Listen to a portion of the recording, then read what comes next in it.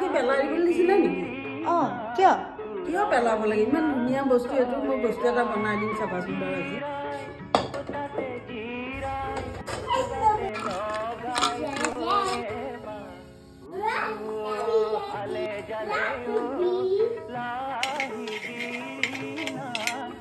এইবিলাক বস্তু তোমালোকে পেলাই পেলাই দিয়া ন?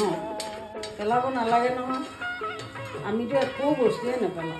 মই গুটিবিলাক ভাজি একদম বাদামৰ নিচিনা লাগে, খাই বহুত ভাল লাগে।